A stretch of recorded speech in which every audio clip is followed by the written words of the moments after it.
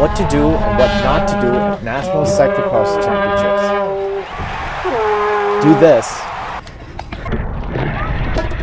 Maybe don't do that. How did I get there? Alright, let's start at the beginning. Wait, hold on.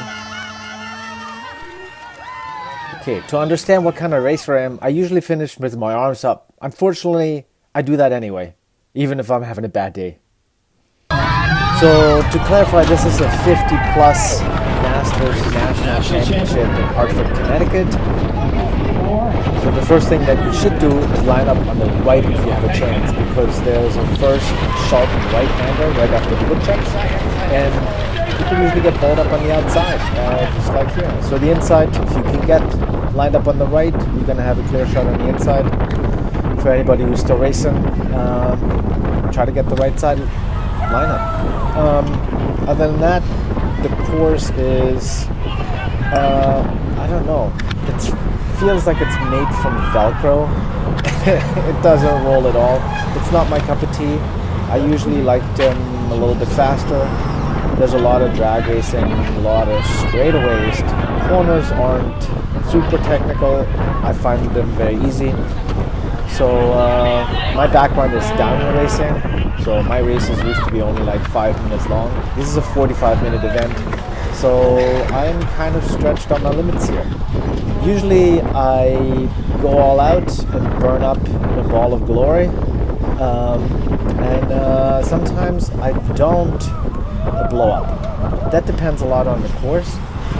If there's a couple of descents where I can recover, I mean, all I need is like, 4 or 5 seconds of not having to pedal because there's a technical descent. That gives me enough to kind of recover and regroup and do it again. So the idea was to start within contact of the lead group, which obviously I was doing a good job. There was about 60 racers, I believe, and I was in the top 3, top 2, basically in the first half lap right here. It was the first run-up. The run-up's super steep, and then the elevation were almost all run-ups, and then the downhills, this is where I usually recover. The downhills were just so short, it was just roll down and then run back up. So there was no room for recovery for me. I was just, getting hammered more or less right from the get-go. So this is the second run-up. That's the longer of the 2 run-ups. There's more running. I believe I ran 8 or 9 times per lap. This one was an interesting one. There was an inside line left where you could run, or you could ride a little bit longer. I did ride that practice. I did practice that running line and rode it once and had to get off, but it was sort of semi-doable.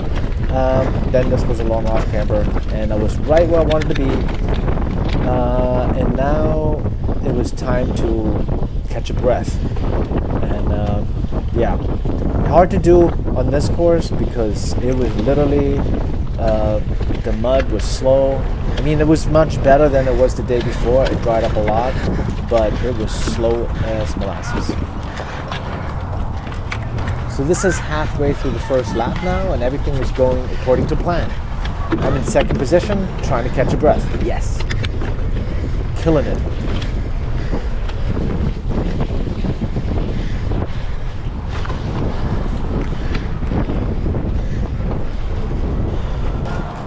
Okay, let's jump ahead a little bit to the muddiest section of the course. Well, actually not the muddiest section, but I found the hardest, which was right by the pits. There was a long stretch of fourth and back that was super slow, still really tacky muddy. It was like the mud that wouldn't stick to your bike, but it was just so slow as molasses. So, yeah. Did not enjoy this, and this is not what I needed. I basically at this point started to feel my legs. Yep, not having fun.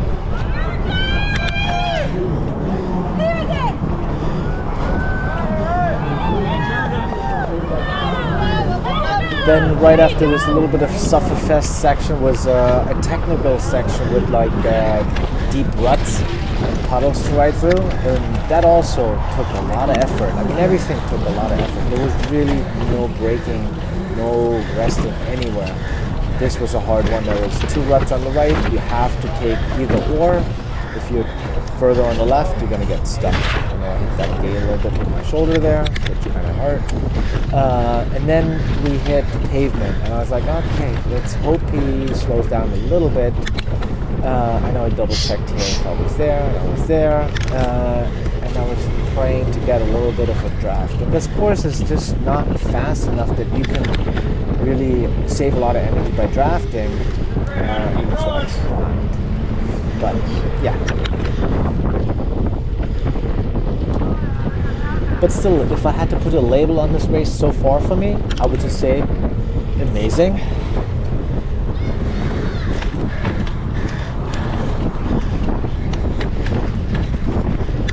Okay, so let's just fast forward to the second lap. This is after the 2 run-ups and basically making our way back towards the pits, and I have had yet to catch a break. We're probably about 16 minutes in, something like that, and I know my legs are just lactic acid full on, and it's not slowing down. There's no coasting through turns, there's no nothing, it's just lots of running, lots of mud, and eventually I just hit the wall, and it's basically right about here where you can see the mud just sucking the life out of me, and I just hit the wall, and that was it. That was the end of my race, more or less. So I was in second, and what was next was not a pretty sight. Not a pretty sight.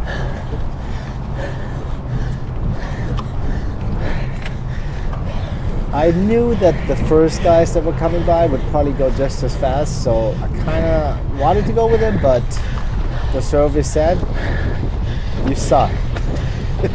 No way. So I let them go, trying to recover, which was not a good spot to be in for recovery because that super muddy stretch on the pits was just about to come. So I was blown into bits and pieces right before one of the hardest parts of the course. So this all wasn't looking too good for me right here. Yeah, so I'm just pedaling along, full of lactic acid. My eyeballs popping out of my head, right into the hardest section of the course. Yeah, good times. Good, Jurgen, keep it up. Go get him. Come on, Dave. Let's go, Dave. Dave, you got this.